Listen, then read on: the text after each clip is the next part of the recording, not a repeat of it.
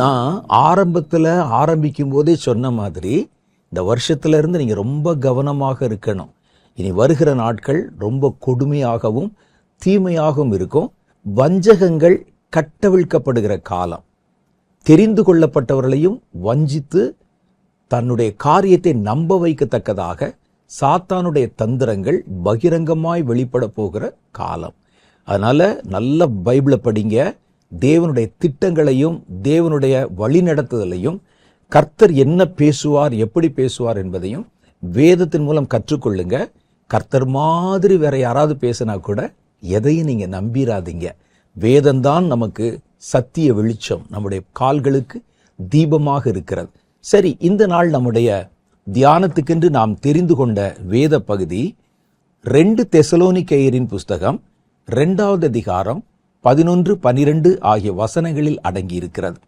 11வது வசனம் சொல்லுது, ஆகையால் சத்தியத்தை விசுவாசியாமல் அநீதியில் பிரியப்படுகிற யாவரும் ஆக்கினைக்குள்ளாக்கப்படும்படிக்கு அவர்கள் பொய்யை விசுவாசிக்கத்தக்கதாக கொடிய வஞ்சகத்தை தேவன் அவர்களுக்குள் அனுப்புவார். கடைசி காலத்துல கொடிய வஞ்சகங்கள் உண்டாகும். அந்த வஞ்சகத்தை, இது வஞ்சகம்னு தெரியாமலே தேவனுடைய பிள்ளைகள்ல கூட சிலர் அதை நம்பத்தக்கதாக கர்த்தர் அவர்களை அந்த வஞ்சகத்தை நம்பத்தக்கதாக ஒப்பு கொடுத்து விடுவாராம். எவ்வளவு பயங்கரமா இருக்கு பாருங்களேன். அவங்களுக்கு பார்த்தா அது உண்மை மாதிரியே தெரியும். ஆனா பொய், அது வஞ்சகம். பொய்யை விசுவாசிக்கத்தக்கதான ஒரு பொய்யான காரியம் நீங்க எவ்வளவு சொன்னாலும் கேட்க மாட்டாங்க. அதை நம்பத்தக்கதாக ஒரு கொடிய வஞ்சகத்தை தேவன் அனுப்புவார்.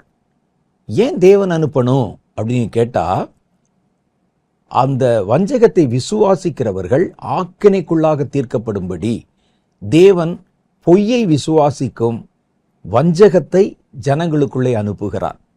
எல்லாருக்குள்ளேயுமான்னு கேட்டா இல்ல. வேதம் சொல்லுது, சத்தியத்தை விசுவாசியாமல் அநீதியிலே பிரியப்படுகிற யாவர் மேலும். அப்ப எல்லார் மேலேயும் இல்ல, ஒரு கொடிய வஞ்சக அலை, பொய்யை விசுவாசிக்கத்தக்கதான ஒரு மாய தோற்றம், அது யார் மேல வருதுன்னு கேட்டா, சத்தியத்தை தள்ளுபடி செஞ்சு சத்தியத்தை விசுவாசிக்காம இருக்கிறவங்க இந்த வஞ்சகத்தை நம்புவாங்க. ஏன்னா அந்த கடைசி காலம் என்பது வஞ்சனைகள் நிறைந்த ஒரு காலம். குறிப்பா கர்த்தர் இந்த வருஷத்தின் துவக்கத்துல என்கிட்ட பேசினது, உண்மை போல இருக்கிற பொய் உண்மை போல பல இடங்கள்ல விரவி ஜனங்களை தன்னை நம்ப வைப்பதற்கான கிரியைகளை செய்யும். எல்லா துறையிலும், மருத்துவத்துல உண்மையான மருத்துவம் இருக்குது, ஆனா ஒரு பொய்யான வஞ்சக மருத்துவம் உள்ளே வரும். அப்ப என்ன செய்வாங்க? பணத்துக்கு ஆசைப்பட்டு மருத்துவத்தை காரணம் காட்டி ஜனங்களை ஏமாற்றி அதன் மூலம் தங்களுடைய வயிறுகளை வளர்த்து கொள்ள ஒரு டீம் வேலை செய்யும். ஆனா அந்த ஜனங்கள் அதை அப்படியே நம்புவாங்க. அது என்னன்னே யோசிக்க மாட்டாங்க. ஒரு பொய்யான காரியம், ஒரு வதந்தி மாதிரி ஒரு காரியம் ஜனங்களின் நடுவிலே பரப்பப்படும் போது ஜனங்கள் அதை தீவிரமாய் நம்ப ஆரம்பிச்சிருவாங்க. இதுக்கு பேர் தான் வஞ்சகம். இந்த வஞ்சகம் மருத்துவத்துறையில மாத்திரம் இல்ல, எல்லா துறையிலும் வரும். பொருளாதார துறையில வரும். உங்களுக்கு நம்புற மாதிரி பல காரியங்களை கொண்டு வருவாங்க. நீங்கள் அதை நம்புவீங்க, 10 பேர்ட்ட சொல்லுவீங்க, எல்லாம் தெரிஞ்ச மாதிரி பேசுவீங்க. இது அப்படி, இது இப்படி, பாருங்க இனிமே உலகம் செழிச்சிரும், வளர்ந்துரும், பெருகிரும் அப்படின்னு பேசுவீங்க.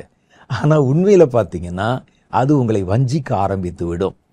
3வது பாத்தீங்கன்னா, ஆவிக்குரிய காரியங்கள்ல இதே மாதிரி வரும். அரசியல்ல வரும். பொல்லாதவர்கள் தங்களை பெரிய மகான்களைப் போலவும் அல்லது நல்ல திறமையுள்ள ஆளுநர்களைப் போலவும் தன்னை காண்பிப்பாங்க. ஜனங்கள் அவர்களை நம்புவாங்க, அவங்கள விசுவாசிப்பாங்க. அதே மாதிரி அரசியல்ல வரும். எல்லாவற்றை விட பயங்கரம், ஆவிக்குரியவர்கள் நடுவிலே கொடிய வஞ்சகங்கள் வரும். அப்ப இந்த 2025 இதுக்கு முன்னால இல்லையான்னு கேட்டா இருந்துச்சு. இனிமே தான் அது தீவிரமடைந்து உச்சகட்டத்துல எதை தொட்டாலும் அதுல ஃபேக்கு, உண்மையோடு கூட பொய் கலந்து உண்மையினுடைய விகிதாச்சாரம் குறைந்து பொய்யினுடைய வீரியமும் விகிதாச்சாரமும் பெருக போகிற காலம். எது கயிறு எது பாம்புன்னு தெரியாது. அந்த அளவுக்கு ஜனங்களுடைய கண்களை கட்டத்தக்கதாக, ஜனங்களுடைய கண்களை குருட்டாட்டம் பிடிக்கத்தக்கதான கொடிய வஞ்சக அலை வருகிறது. இதுதான் கர்த்தருடைய வேதம் சொல்லுது. குறிப்பாக அந்தி கிறிஸ்துவனுடைய வஞ்சகங்கள், இது தேவனுடைய பிள்ளைகள் சார்ந்த விஷயத்தை நான் உங்ககிட்ட பேசுறேன். இதுல கொடிய அந்தி கிறிஸ்து சம்பந்தப்பட்ட வஞ்சகங்களை பற்றி பேசும்போதுதான் தெசலோனிக்கேயர் 2வது அதிகாரத்துல கர்த்தர் பொய்யை விசுவாசிக்கத்தக்கதாக ஜனங்களை, சத்தியத்திலே பிரியப்படாத ஜனங்களை, அநீதியிலே பிரியப்படுகிற ஜனங்களை ஒப்பு கொடுத்துருவார். ஏன்னா அவன் தானே அதை கேட்டான்.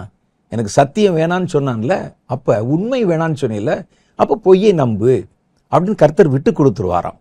அதே மாதிரி நீதி வேண்டான்னு சொன்னில, அநீதியில தானே பிரியப்படுத்தின, அதனால அநீதியை நீ நம்பும்படிக்கு அநீதியான ஆட்சியாளர்கள், அநீதியான வியாபாரிகள், அநீதியான மருத்துவர்கள், அநீதியான ஊழியக்காரர்கள், அவர்களை விசுவாசிக்கும்படி கர்த்தர் அவருடைய கையிலே விட்டு கொடுத்து விடுவார். இதைத்தான் வேதம் சொல்லுது. குறிப்பாக பாருங்க, இந்த கடைசி காலங்கள்ல அந்தி கிறிஸ்துடைய வஞ்சகங்கள் பெருகுகிற ஒரு காலம். 2 தெசலோனிக்கேயர் புஸ்தகம் 2வது அதிகாரம் 4வது வசனம் சொல்லுகிறது அந்தி கிறிஸ்துவை பற்றி. அவன் என்ன செய்வானா, எதிர்த்து நிற்கிறவனாகவும் தேவன் எனப்படுவது எதுவோ, ஆராதிக்கப்படுவது எதுவோ அவைகள் எல்லாவற்றுக்கு மேலாக தன்னை உயர்த்துகிறவனாயும், தேவனுடைய ஆலயத்திலே தேவனை போல, அவ போலன்னு வந்தாலும் அது உண்மை இல்லைன்னு அர்த்தம். அது ஒரு ஃபேக்கு. ஆனா உங்களுக்கு வித்தியாசம் கண்டுபிடிக்க முடியாத ஒரு ஃபேக்கு. அந்த மாதிரி தேவன் போல தன்னை காண்பிக்கிறவனாகவும் இருப்பான். அப்ப நிறைய பேர் அதை நம்புவாங்க. யார் நம்புவா அப்படின்னு கேட்டா, கர்த்தர் எல்லாரையும் விட்டு கொடுத்துட மாட்டாரு. சத்தியத்தை விரும்பாதவர்கள், விசுவாசியாதவர்கள், அநீதியிலே பிரியப்படுறவங்க. நீ தானே கேட்ட, எங்க ஆட்சியாளர்கள் எங்களை கொடுமையாய் ஆளுமை செய்கிறாங்களே, நீ தானே கேட்ட, மருத்துவர்கள் எங்களை வஞ்சிக்கிற, நீ தானே கேட்ட, நான் சத்தியத்தை சொன்னேன், நீ அதை கேட்கல, நீதியாய் நடங்கள் சொன்னேன், நீ அதை கேட்கல, நீ அநீதியிலே பிரியப்பட்டாய், உன்னை ஆளுகிறவர்களும் உன்னை ஏமாற்றுவர்களும் மாத்திரம் நீதியா நடக்கணும்னு சொல்லி நீ எப்படி எதிர்பார்க்கலாம்? ஜனங்கள் எப்படி இருக்காங்களோ அப்படித்தானே ஆட்சி பண்றவங்க இருப்பாங்க. அதைத்தான் கர்த்தர் சொல்றார். அநீதியிலே பிரியப்படுறவங்கள ஒப்பு கொடுத்துருவார். அவனுக்கு அதை பார்த்தா உண்மை மாதிரியே தெரியும். அடிச்சு பேசுவான், அது அப்படியாக்கும் இப்படியாக்கும், பாருங்க உலகத்துக்கு விடிவு காலம் வந்துருச்சு, செழிப்பு வந்துருச்சு, வாழ்க்கை வந்துருச்சு, ஆசீர்வாதம் வந்துருச்சு. இந்த மாதிரி காரியங்களை பேசும்போது நீங்க கவனிச்சீங்கன்னா ஒரு பொய்யான பிம்பத்தை அவர்கள் உண்மை என்று நம்பி அதை சப்போர்ட் பண்ணுவாங்க. அடுத்து பாருங்க, ஏமாற்றும் அற்புதங்கள். அற்புதங்களை பார்த்துட்டு அந்த அற்புதம் தேவனால் உண்டானதா அல்லது சாத்தானால உண்டாகிறதா கூட தெரியாம இந்த ஃபேக் அற்புதங்கள் இருக்கு பாருங்க, அவைகளை விசுவாசித்து அதை ஆதரவு செய்வாங்க, ஏற்றுக்கொள்வாங்க.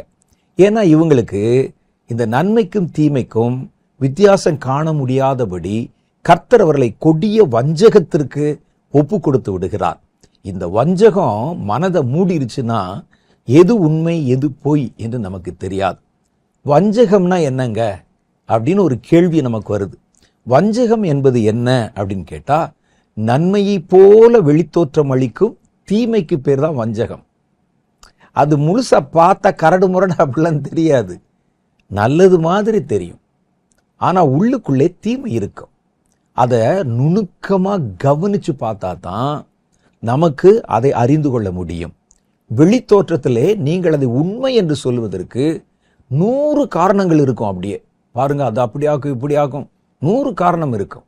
ஆனால் அது நடுவில் ஒரே ஒரு பொய் உள்ளே கலந்திருக்கும். இதுதான் சாத்தானுடைய வஞ்சகம். ஏவாளை சாத்தான் வஞ்சித்தான் என்று ஏன் சொல்லுகிறோம் தெரியுமா? அவன் எப்படி வஞ்சித்தான் அப்படின்னு கேட்டா, அவன் சொன்னது எல்லாமே பொய் அல்ல, நிறைய விஷயம் உண்மைதான். அவர்கள் அந்த பழத்தை புசித்தால் கண்கள் திறக்கப்பட்டு அது உண்மை. நன்மை தீமை அறிந்து ஒரு ஞானம் கிடைக்கும், அதுவும் உண்மை. தேவர்களைப் போல நல்ல ஒரு ஞானத்தோட இருப்பாங்க, அதுவும் உண்மை. எது பொய் தெரியுமா? இவ்வளவு உண்மை சொல்லிட்டு ஒரே ஒரு பொய், நீங்கள் சாகவே சாவதில்லை, ஒரு பொய். அப்ப நீங்க இந்த வஞ்சகத்தை சப்போர்ட் பண்றதுக்கும் நம்புவதற்கும் 100 காரணங்கள் இருக்கும். ஆனால் அது உண்மையானது அல்ல, வஞ்சகம் என்பதை சொல்ல 1-2 காரணங்கள் மறைவாய் மறைந்திருக்கும். அதுக்கு பேர் தான் வஞ்சகம். நிறைய பேர் பாருங்க, பிசாசு வர்றான், பிசாசு பேசுறான்னு சொன்னாலே பிசாசுக்கு ஒரு தோற்றம் கொடுத்துருப்பாங்க. ஒரு ஃபிலிம்லையோ ஒரு படங்கள்லையோ நீங்கள் பார்த்தீங்கன்னா கோர பல்லு வச்சு முடியெல்லாம் விரிச்சு போட்டு அப்படி வந்துச்சுன்னா பேயின்னு சொல்லுவோம். அப்படி வந்தால்தான் நமக்கு பார்த்தோன்னே சாத்தான்னு தெரிஞ்சிருமே. சாத்தான் அப்படி வருகிறதல்ல. அவன் வஞ்சகன். நல்லவனை போல வருவான், நல்லது மாதிரி பேசுவான், நம்மை குறித்து அக்கறைப்படுகிறவனை போல் இருப்பான். இயேசுவிடத்திலே சாத்தான் வந்தபோது, அவரை சோதிக்கும்படி வந்தபோது அவர் மிரட்டல அல்லது வேற எந்த காரியத்தை அவன் காமிக்கல. முதல்ல இயேசுவின் மேலே அக்கறை உள்ளவனை போல தன்னை காண்பித்தான். அவர் 40 நாள் சாப்பிடாம இருந்து பசி உண்டாயிற்று. இவன் கேட்கிற முதல் கேள்வி பாருங்க, ஏன் இப்படி பசியில் இருக்கிறீங்க? 40 நாள் ஆச்சு, சாப்பிடாம இருக்கீங்களே, ஏன் இந்த கல்லுகள்லாம் இருக்கே, இதெல்லாம் அப்பமா மாற சொல்லி சாப்பிடலாமே அப்படின்னு அவருடைய பசியை பற்றி இவர் கவலைப்படுறாரு. எப்படி இருக்கு? ஆனால் ஆண்டவருக்கு தெரியும், அவன் தன்னை நான் பெற்றுக்கொண்ட அதிகாரத்தை என் சுயத்துக்கு பயன்படுத்தும்படி என்னை தூண்டுகிறான். நம்மளா இருந்தா என்ன செய்வோம்? நம்ம சீஷர்கள் இருக்கிறாங்க, அப்பா அம்மா இருக்கிறாங்க, 40 நாள் காட்டுக்கு போனோம், என்னானோன்னு கூட அவர்களுக்கு தெரியல, மிகுந்த பசி உண்டாச்சு, யாராவது நம்ம சாப்பிட்டியான்னு கேட்குறோமா? இவர் தானே கேட்குறாரு அப்படின்னு நம்மளா இருந்தா நினைப்போம். ஆனால் இயேசு அவன் பேசின மற்ற வார்த்தைகள் எல்லாவற்றையும் புறந்தள்ளி அதற்குள் ஒளிந்திருக்கிற தந்திரத்தை புரிந்து கொண்டான். அதனால்தான் அவன் பேசும்போது மலை மேலே கொண்டே ஒரு உயரமான இடத்துல கொண்டே நிறுத்தி, இவைகள் எல்லாம் நான் உமக்கு தருகிறேன், இந்த அதிகாரங்களை தருகிறேன், பாருங்க அவர் மேல அக்கறை உள்ளவர் மாதிரி, உங்களை ராஜாவாக்கிறேன், நீங்க எதுக்கு இந்த உலகத்துக்கு வந்தீங்கன்னு எனக்கு தெரியும், இழந்ததை தேட, இந்த உலகத்தை மறுபடியும் திரும்ப பெற அதுதானே வந்திருக்கிறீங்க, கஷ்டப்பட வேண்டாம், சிலுவை சுமக்க வேண்டாம், நிந்திக்கப்பட வேண்டாம், துப்பப்பட வேண்டாம், புறந்தள்ளப்பட வேண்டாம், சிலுவையிலே அறையுண்டு மரிக்க வேண்டாம். சின்ன காரிய ஷார்ட்கட்டு, என்னை நமஸ்கரித்து சேவித்தால் நான் அதை தருகிறேன். அப்ப வெளியே பார்த்தா அக்கறை இருக்கிற மாதிரி தெரியும். ரெண்டாவது பார்த்தா, உள்ளுக்குள்ள ஆழமா பார்த்தா, அவன் வஞ்சிக்கக்கூடிய வார்த்தைகளை புதைத்து வைத்திருப்பது நமக்கு தெரியும். அப்ப நன்மை போல வெளித்தோற்றம் அளிக்கும் தீமைக்கு பேர் தான் வஞ்சகம். நன்கு கவனித்து பார்த்தால் ஒழிய அதில் மறைந்திருக்கும் தீமையை கண்டுபிடிக்க முடியாது. விஷம் என்பது தீமை, நமக்கு தெரியும். விஷம் என்பது பயங்கரம், அது தீமை. ஆனா பாலிலே கலந்த விஷம் என்பது வஞ்சகம். அது விஷம் மாதிரின்னு தெரியாது, பால் மாதிரி தான் தெரியும், ஆனா விஷம் உள்ளே கலந்திருக்கும். அப்ப அந்த வஞ்சகம் என்பது வெறும் விஷம் அல்ல, விஷத்துக்கு பேர் தீமை, ஆனால் பாலில் கலந்த விஷத்துக்கு பேரு வஞ்சகம். அதே மாதிரி பொய், உண்மைக்கு நடுவிலே புதைத்து வைக்கப்பட்ட பொய்க்கு பேர் தான் வஞ்சகம். அப்ப இதை கண்டுபிடிக்கணும்னா நமக்கு தெளிவான வேத அறிவும் தேவனுடைய நடத்துதலை குறித்த புரிந்து கொள்ளுதலும் கர்த்தருடைய ஆவியினால் நடத்தப்படுவதும் நமக்கு ரொம்ப முக்கியம். பக்கத்தில் இருக்கவங்க சொல்றதெல்லாம் கேட்டுக்கிட்டு இருக்க கூடாது. அவன் சொல்றான், இவர் சொல்றாரு, அதுல வருது, இதெல்லாம் நம்ம தெரிந்து கொண்டால் கூட நம்புவது அப்படின்னா கர்த்தரை தான் நம்பணும். நான் எல்லாத்தையும் கேட்பேன், ஒரு நியூஸ் பார்க்குறேன், நம்மை சுற்றி நடக்கிற நிகழ்ச்சிகளை பார்க்குறேன், ஆனால் நான் நம்புவது வேதத்தை மாத்திரம்தான். இது நான் சும்மா தெரிந்து கொள்ளுகிறேன், அவ்வளவுதான். நம்புவதும் ஏற்றுக்கொள்வதும் வேதம் சொன்னால் நம்புவோம், இல்லாட்டா நம்ப மாட்டோம். அப்ப கடைசி காலத்தின் முக்கியமான தீமை என்பது வஞ்சகம். கிறிஸ்து இதை பற்றி நிறைய பேசி இருக்கிறார், வஞ்சகங்களை பற்றி. கடைசி காலத்தின் வஞ்சகங்கள், அதுல என்னென்ன மாதிரி வஞ்சகங்கள் வரும் அப்படின்னா, தேவனுடைய பிள்ளைகள் நடுவில் நீ வருகிற காலத்துல நீங்க எந்த இடத்துல பார்த்தாலுமே வஞ்சகம் தான் இருக்கும். ஆனா தேவனுடைய பிள்ளைகள் நடுவிலே வருகிற வஞ்சகங்கள் எதுல இருந்து வரும் சொன்னா, தீர்க்க தரிசனங்களில் வஞ்சகம். தீர்க்க தரிசனம் என்பது தவறல்ல, தீர்க்க தரிசனம் என்பது புறந்தள்ளக்கூடிய காரியங்களும் அல்ல. ஆனா ஒரு பால் மாதிரி தீர்க்க தரிசனம், ஆனா அந்த தீர்க்க தரிசனத்துக்கு நடுவுல விஷத்தை கலந்ததை போல வஞ்சகத்தை, பொய்யை உள்ளே புகுத்தி விட சாத்தானிடத்திலே தந்திரம் இருக்கு. கடைசி காலத்துல பாருங்க, மத்தேயு சுவிசேஷம் 24:11 அநேக கள்ள தீர்க்கதரிசிகளும் எழும்பி அநேகரை வஞ்சிப்பார்கள். அப்ப தீர்க்க தரிசனங்கள்ல வஞ்சகம். தீர்க்க தரிசனங்களை நீங்க யார் சொன்னாலும் அதை நல்லா கவனிச்சு பார்த்து, அது வேதத்தோட பொருந்துகிறதான்னு பார்த்து, அது தேவனை மகிமைப்படுத்துகிறதான்னு பார்த்து, தேவனிடத்தில் என்னை இணைக்கிறதான்னு பார்த்து, அப்புறம்தான் நீங்க நம்பணும். ஏன்னா தீர்க்க தரிசனங்கள் வழியாக தீமை வருகிறது. கொரோனா காலத்துல சொன்னாங்களே, ஒருவரை தொடுவதன் மூலம் வருகிறது, காற்றின் மூலம் பரவுகிறதுன்னு சொல்றாங்களே, அது மாதிரி தேவனுடைய பிள்ளைகளுக்கு வஞ்சகம் என்பது தீர்க்க தரிசனங்கள் மூலம்தான் வருது. நீங்க நல்ல ஆவிக்குள்ள இருந்தீங்கன்னா ஒருவன் தீர்க்க தரிசனம் சொல்லும் போதே உங்களுக்கு தெரிஞ்சிடும். அவன் சொல்றது தீர்க்க தரிசனம் மாதிரி இருந்தாலும் உள்ளே கயமை, திருட்டுத்தனம், பொய் மறைந்திருக்கிறது அப்படிங்கிறது நமக்கு தெரிஞ்சிடும். தீர்க்க தரிசனங்களை நம்புங்கள் என்று போதிக்கும் வேதம் அதை சோதித்து அறியவும் சொல்லுகிறது. தீர்க்க தரிசனத்தை நம்புங்க. வேதத்துல பாருங்க, 2 நாளாகம புஸ்தகம். அதுக்காக நம்ம தீர்க்க தரிசனத்துல வஞ்சகம் வருகிறது என்பதற்காக தீர்க்க தரிசனங்களை ஒதுக்கி விடுவதல்ல. பாலிலே விஷம் இருக்கிறதுக்காக நான் பாலையே குடிக்க மாட்டேன்ப்பான்னு சொல்றதல்ல. நல்ல பாலை பார்த்து வாங்கி நம்ம குடிக்கிறோம். அது போல தீர்க்க தரிசனம் தவறல்ல. தீர்க்க தரிசனம் நமக்கு ரொம்ப அவசியம். ஆனால் எது நமக்கு அவசியப்படுகிறதோ அதற்குள்ளே ஒரு கள்ளத்தனத்தை மறைத்து அனுப்ப போகிறான். காத்துல அந்த வியாதி பரவுதுங்கிறதுக்காக யாரும் சுவாசிக்காம இருப்பாங்களா? சுவாசிப்பாங்க. ஆனா அதுக்கு சில அடையாளங்களை வச்சு மூக்குல எல்லாம் மாஸ்க் போட்டு அதை சுத்திகரித்து வடிகட்டி, எப்படி அது மாதிரி கொரோனா காலத்தில் அப்படித்தான் சொன்னாங்க, ஞாபகம் இருக்கா? மூச்சு காற்று மூலம் பரவுங்க. ஒருத்தர் இருமுனால தும்முனால மூச்சு விட்டாலே பரவும். கொரோனா என்ன செஞ்சீங்க? மூச்சு விடாம இருந்துட்டீங்களா? இல்ல. என்ன செய்தோம்? அந்த காற்றை வடிகட்டி நம்ம சுவாசிப்பதற்கு என்ன வழி? மாஸ்க் போடுங்க அப்படின்னு சொன்னாங்க. அப்ப இதெல்லாம் நம்ம யோசித்து பார்த்து, தீர்க்க தரிசனங்களின் வழியாக வஞ்சகம் வருகிறது என்பதற்காக நீங்கள் தீர்க்க தரிசனங்களை நம்பாமலும் இருந்திடக்கூடாது. 2 நாளாகம புஸ்தகம் 20வது அதிகாரம் 20வது வசனம் சொல்லுது, அவர்கள் அதிகாலமே எழுந்திருத்து தெக்கோவாவின் வனாந்திரத்துக்கு போக புறப்பட்டார்கள். யோசபாத்தின் காலத்துல அவர்கள் புறப்படுகையில் யோசபாத் நின்று அவங்களுக்கு ஒரு ஆலோசனை சொல்றார். யூதாவே, எருசலேம் குடிகளே, கேளுங்கள், உங்கள் தேவனாகிய கர்த்தரை நம்புங்கள், அப்பொழுது நிலைப்படுவீர்கள். அவருடைய தீர்க்க தரிசிகளை நம்புங்கள், அப்பொழுது சித்தி பெறுவீர்கள். நீங்க எதை நினைச்சீங்களோ அதை அடைவீர்கள் என்று ஒரு ஆலோசனை சொல்றார். அப்ப தீர்க்க தரிசனங்கள் நமக்கு முக்கியமானவைகள். அதனால அதன் வழியாக வஞ்சகம் வருகிறது என்பதற்காக தீர்க்க தரிசனங்களை தவிர்த்து விடக்கூடாது. அப்ப என்ன செய்யணும்? எல்லாவற்றையும் சோதித்து பார்த்து நலமானதை நம்ம எடுத்துக்கொள்ளணும். தீர்க்க தரிசனத்தை நம்புறேன்னு முழுசா போய் விழுந்துடக்கூடாது. நம்ப மாட்டேன் அப்படின்னு சொல்லி எதையுமே நம்பாமலும் போயிடக்கூடாது. அதை எல்லாவற்றையும் நம்பாம போயிட்டீங்கன்னா, உண்மையான தீர்க்க தரிசனங்களையும் தள்ளிட்டீங்கன்னா நம்ம எப்படி நிலை பெறுவது, சித்தி பெறுவது? அப்ப தீர்க்க தரிசனங்களை சோதித்து அறியணும். 1 யோவானுடைய புஸ்தகம் 4வது அதிகாரம் 1வது வசனம் சொல்லுது, பிரியமானவர்களே, உலகத்தில் அநேக கள்ள தீர்க்க தரிசிகள் தோன்றி இருக்கிறதுனால, அப்பவே இருந்திருக்கிறாங்க, நீங்கள் எல்லா ஆவிகளையும் நம்பாமல், அவங்க சொல்ற எல்லாத்தையும் நீங்க நம்பாம, அது அந்த ஆவிகள் தீர்க்க தரிசனம் சொல்றவங்க தேவனால் உண்டானவைகளோ என்று சோதித்து அறியுங்கள் என்றார். தீர்க்க தரிசனம் பற்றி சொல்லும்போது, கள்ள தீர்க்க தரிசனங்கள் பற்றி சொல்லும்போது அதை சோதித்து நீங்கள் அறியணும் என்று அவர் சொல்றத பார்க்கிறோம். அப்ப இந்த கடைசி காலங்கள்ல இந்த சொல்லப்படுகிற தீர்க்க தரிசனங்கள் வழியாக ஒரு வஞ்சகத்தை அனுப்ப சாத்தானுடைய மனதிலே ஒரு திட்டம் இருக்கிறது.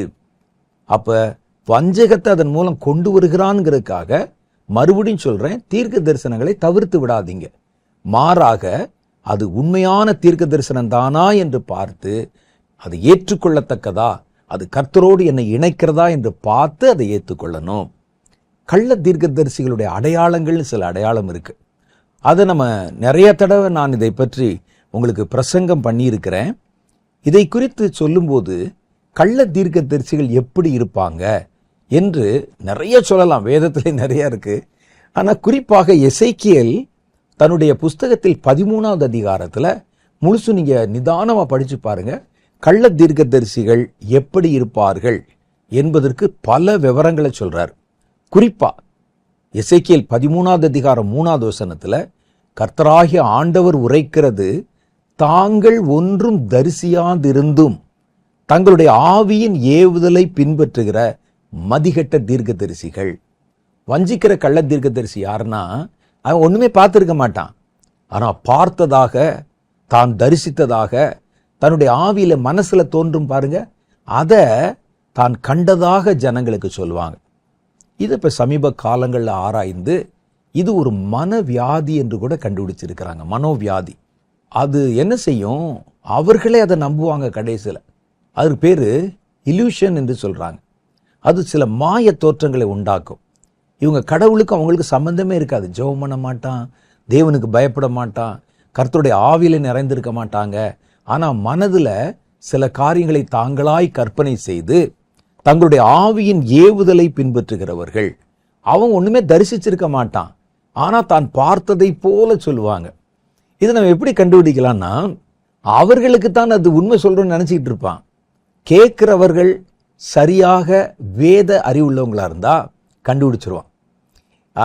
பரலோகத்துக்கு போனேங்கிறது, பரலோகத்தில் ஆப்பம் சாப்பிட்டேங்கிறது, பரலோகத்தில் இப்படி இப்படி இருந்ததுன்னு சொல்லி சில காரியங்களை அவங்களே நம்பி அதை காட்சிப்படுத்தி அதை கர்த்தர் காண்பித்தார் என்று நினைத்து அவங்க சொல்றாங்க. கடவுளுடைய சுபாவத்துக்கு எதிரான காரியங்களை எல்லாம் தாங்கள் கண்டதாக சொல்லுவாங்க. பார்க்கும்போது நமக்கே தெரியும், இது எப்படி சாத்தியமா இருக்கும், இதெல்லாம் நடத்தினால் அவர் எப்படி கடவுளாக இருப்பார் அப்படிங்கிறத பற்றியெல்லாம் நம்ம கொஞ்சம் யோசிக்க முடியும். அப்போ இதை வச்சு நம்ம பார்க்க போகும்போது அந்த தீர்க்கதரிசிகளுடைய அடையாளம் என்னன்னு கேட்டால், அவங்க ஒன்றும் தரிசிச்சிருக்க மாட்டாங்க. தங்கள் மனதில் தோன்றின மாய பிம்பங்களை அல்லது அவருடைய ஆவி ஏவும் பாருங்க, அதை கதை மாதிரி சொல்லிட்டு இருப்பான். சொல்லி அதை நம்மை நம்ப வைப்பார்கள். இப்படிப்பட்ட தீர்க்கதரிசிகளுக்கு ஐயோ என்று வேதம் சொல்லு. ரெண்டாவது அடையாளம் பார்த்தீங்கன்னா, இந்த கள்ள தீர்க்கதரிசிகள் யாரை பற்றியும் பாரப்பட மாட்டான். அவர்கள் திறப்பில் நிற்கவோ, தேசத்தை பற்றி கவலைப்படவோ, ஜெபம் பண்ணவோ, அட்லீஸ்ட் ஜெபம் பண்ணவோ, பிறருடைய துக்கத்திலே பங்கு பெறவோ உண்மை செய்ய மாட்டாங்க. அவர்கள் ஜனங்களுக்காக பரிதபிக்க மாட்டாங்க. ஆனால் உண்மையான தீர்க்கதரிசிகளை வேதத்திலே நீங்கள் வாசிக்கும் போதெல்லாம் அவர்கள் தாங்கள் கர்த்தர் காண்பித்த காரியங்களை அதுக்காக அவங்க அழுது கண்ணீர் விட்டு ஜெபித்து, எரேமியாலாம் பாருங்களேன், அவர் சொன்ன தீர்க்க தரிசனத்தை சொல்லிட்டு அப்படி இருக்கல. அவர் ஆண்டவர் பாதத்தில் விழுந்து அழுது, கர்த்தாவே என் தலையை தண்ணீரும் என் கண்களை தண்ணீர் ஊற்றுமாக மாற்றும் சொல்லி அழுது ஜெபம் என்றார். நான் ஜெபிக்கும் போது என் விலா எலும்புகள் எல்லாம் ஏறிக்கொண்டது என்கிறார். ஏசாயா அப்படித்தான் ஜெபிக்கிறாரு, எலியா ஜெபிக்கிறாரு, மோசே ஜெபிக்கிறாரு. ஆனா அந்த கள்ள தீர்க்கதரிசிகள் யாரை பற்றியும் பாரப்பட மாட்டான். தேசம் அழிந்தாலும் அதை பற்றி பாரப்பட மாட்டாங்க, ஜெபம் பண்ண மாட்டாங்க, உத்தரவாதம் பண்ண மாட்டாங்க. இது அவருடைய அடையாளம். இதை நான் சொல்லல, வேதம் சொல்லுது பாருங்க. எசேக்கியேல் 13வது அதிகாரம் 5வது வாக்கியம், நீங்கள் கர்த்தருடைய நாளிலே யுத்தத்தில் நிலைத்திருக்கும்படி திறப்புகளிலே ஏறினதும் இல்லை, இஸ்ரவேல் வம்சத்தாருக்காக சுவரை அடைத்ததும் இல்லை. உங்க தேசத்துக்காக நீங்க கோபாக்கினை நாளில சுவரை அடைக்கவும் இல்லை, திறப்பிலே நின்று ஜெபம் பண்ணவும் இல்லை. அப்ப பாரம் இல்லாத ஒரு ஊழியக்காரன் ஜனங்களை சும்மா பயமுறுத்துறதுக்கு சொல்லுவாரு. கர்த்தர் உண்மையிலே சொல்லியிருந்தா முதல்ல யாரு பயப்படணும்னா, தீர்க்க தரிசனம் சொன்னவன் தான் பயப்படணும். ஏன்னா அவன் நேரா பார்த்துட்டார்ல. ஆனால் நீங்க பல சமயங்கள்ல பார்த்தீங்கன்னா, இந்த கள்ள தீர்க்க தரிசனம் சொல்றவங்க அவர்கள் சொல்லுகிற தீர்க்க தரிசனத்தை கேட்டு ஜனங்கள் பயப்படுவாங்க. நீங்க நல்லா கவனிங்க, அவன் பயப்பட மாட்டான். ஏன்னா அவனுக்கு தெரியும், இது நம்ம சொன்ன கதை தானே, இதுக்கு எதுக்கு பயப்படணும். இவர்கள் போய் ஜெபம் பண்ண மாட்டாங்க. தீர்க்க தரிசனத்தை கேட்டு மற்றவங்க வேணா ஜெபம் பண்ணலாம் ஒரு வேளை. ஆனால் இவர்கள் சுவரை அடைக்கவும் மாட்டாங்க, திறப்பிலே ஏறினதும் இல்லை. இது கள்ள தீர்க்கதரிசிகளின் அடையாளம். மூணாவது காரியம் பார்த்தீங்கன்னா, ஜனங்கள் நடுவிலே தங்களை உயர்த்தி கொள்ள முயற்சிப்பார்கள். மற்ற எல்லாரை விட இவங்களை விசேஷமானவங்க மாதிரியும், இவங்க பரலோகத்தோட நேரடி தொடர்பு இருக்கிற மாதிரியும், மற்ற மனிதர்கள் எல்லாரை விட தாங்கள் தேவனுடைய பார்வையிலே முக்கியமானவர்கள் என்பதை போல அவர்கள் தங்களை உயர்த்தி கொள்ள முயற்சிப்பாங்க. சில பேர் சொல்ற தீர்க்க தரிசனத்தை கேட்டிருப்பீங்க. பரலோகத்துல இயேசுவே என்னை கூப்பிட்டு ஆலோசனை கேட்டு தான் ஒரு முடிவு எடுக்கிறாங்க, நீங்க என்ன சொல்றீங்க சொல்லுங்க, அப்ப இதுல கையெழுத்து போடுங்க அப்படிலாம் சொல்றாங்கன்னு சொல்றீங்கல்ல. இது என்ன தெரியுமா, உலகத்தில் இவ்வளவு ஊழியர்கள் இருந்த போதிலும், எவ்வளவோ தீர்க்க தரிசனம் சொல்றவங்க இருந்த போதிலும், நான் தான் பரலோகத்துக்கு நெருக்கமானவன், என்னை கேட்காம பரலோகத்துல ஒரு துரும்பும் அசையாது, நான் ஜனங்கள் நடுவிலே உயர்ந்தவன். அவங்க பார்த்தீங்கன்னா மற்றவங்களோட உட்காந்து சாப்பிட மாட்டான், அப்படி ஒரு மாதிரி அவர்கள் தங்களை வித்தியாசப்படுத்தி காட்டிக்கொள்வார்கள். எல்லாவற்றை விட தங்களை உயர்த்தி கொள்வதிலே கனமுள்ளவர்களாக இருப்பாங்க. மற்றவங்களை தாழ்த்தி பேசுவாங்க. பேசும்போதே தெரியும். ஒரு மாதிரி சர்க்காஸ்டிக்கா பேசி, உனக்கு ஒன்றும் தெரியாது, நீ மூடன் என்பதை போல மட்டம் தட்டிட்டு தாங்கள் சொல்வதுதான் உண்மை என்பதை போலவும், தாங்கள் இயற்கைக்கு மேற்பட்டவர்கள், மற்ற காரியங்களுக்கு அப்பாற்பட்டவர்களைப் போல தங்களை நிறுவுவதற்கு முயற்சி பண்ணுவாங்க. எசேக்கியேல் 13வது அதிகாரம் 6வது வசனத்தில் அப்படி சொல்லுது. கர்த்தர் தங்களை அனுப்பாதிருந்தும், ஏசாயாவை, எரேமியாவை, எசேக்கியேலை கர்த்தர் பேசி நீ போய் சொல்லு, யோனாவை கூட சொல்லி அப்படிலாம் அனுப்பாமல் இருந்தும் கர்த்தர் உரைத்தார் என்று சொல்லி அவர்கள் அபத்தத்தையும் பொய்க்குறியையும் தரிசித்து காரியங்களை நிர்வாகம் பண்ணலாம் என்று நம்பிக்கையா இருக்கிறாங்க. எதுக்கு இது சொல்றான்னா, ஜனங்களை நான் ஆளுமை செய்யணும், நிர்வாகம் பண்ணலாம். எவ்வளவு தெளிவா சொல்லியிருக்காங்க பாருங்களேன். ஜனங்களை ஆளுமை செய்யலாம், அடிமைப்படுத்தலாம், நிர்வாகம் பண்ணலாம் என்று நினைத்துத்தான் அவர் இந்த கள்ள தீர்க்க தரிசனங்களை சொல்றாங்க. 3வது காரியம், அது அடுத்து 4வது காரியம் பார்த்தீங்கன்னா, இவர்கள் ஜனங்களை பிரியப்படுத்துவதற்காக சமாதானம், ஆசீர்வாதம், செழிப்பு இப்படிலாம் சொல்லுவாங்க. உண்மையிலே சமாதானம் இருந்தால் சமாதானம் சொல்லணும். ஆனா இவர்கள் ஜனங்களை மேற்பூச்சா பூசி, அவங்கள ஏமாற்றி, அவங்களுக்கு ஒரு மாய நம்பிக்கையை கொடுத்து, வருகிற காலம் கடைசி காலம் பயங்கரம் இருக்கும், மாய நம்பிக்கையை கொடுத்து அவர்களை சமாதானமா இருக்கு, அதெல்லாம் ஒன்றும் வராது, நீ சும்மா தைரியமா போ, தைரியமா இரு, அதெல்லாம் ஜெபம் பண்ண வேணாம், இப்படிலாம் அவர்களுக்கு வேறு விதமான நம்பிக்கையை கொடுத்து மேற்பூச்சாய் பூசுவார்கள். இதை நம்ம பார்த்தாலே தெரிஞ்சிடும். அப்ப எவ்வளவு முக்கியமான காலகட்டத்தில் வந்திருக்கிறோம். இப்போ பொருளாதாரத்தை சேர்ப்பதை பற்றி, பணம் சேர்ப்பதை பற்றி, கர்த்தரிடத்திலிருந்து பணத்தை எப்படி பெறுவது, செழிப்பை, இதெல்லாம் பேசுவதற்கு இதுவா காலம். அது ஏன் பேசுறாங்கன்னா, ஜனங்களை பிரியப்படுத்த.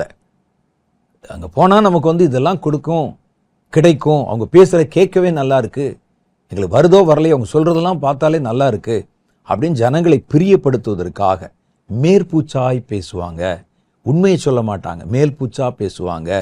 எசேக்கியேலுடைய புஸ்தகம் 13வது அதிகாரம் 10வது வசனம் சொல்லுது பாருங்க.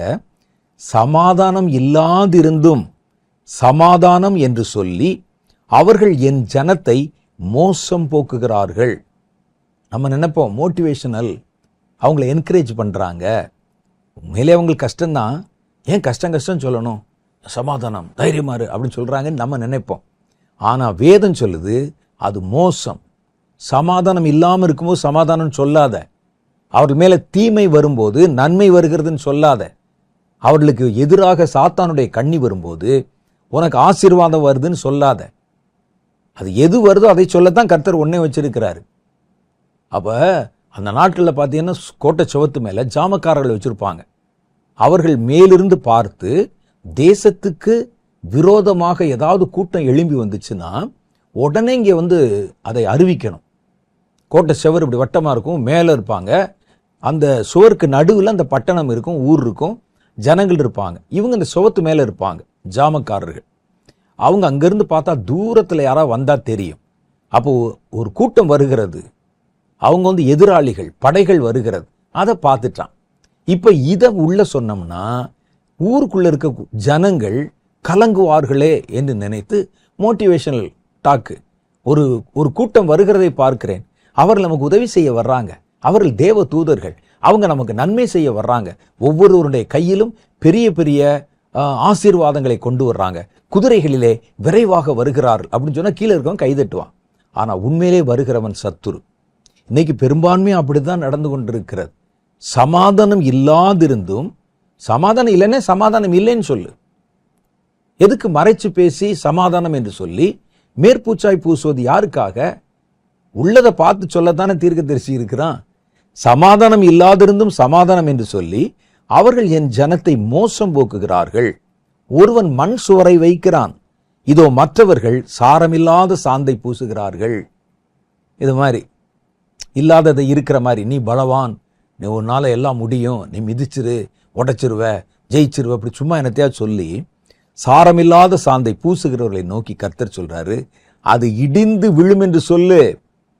வெள்ளமாய் பெருகிற மழை பெய்யும், மகா கல்மழையே நீ சொரிவாய், கொடிய புயல் காற்றும் அதை பிளக்கும்.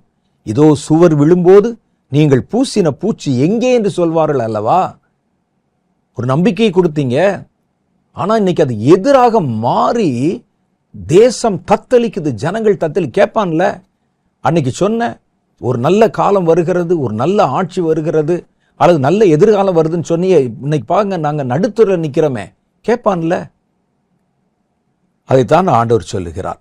அடுத்தவங்க எப்படி இருப்பாங்க? சுயநலம் உள்ளவர்களும் தற்பொழிவை நாடுகிறோம், பணத்தை விரும்புகிறவர்களுமாக இருப்பாங்க. அடுத்து இரண்டாவது எதன் வழியாக வருகிறது வஞ்சகம்னா? அற்புதங்கள் வழியாக வருகிறது. அப்ப இந்த அற்புதங்கள் வழியாக வரும் வஞ்சகத்தை குறித்து தேவ ஜனங்களுக்கு நடுவில் வர வஞ்சகத்தை சொல்றேன்.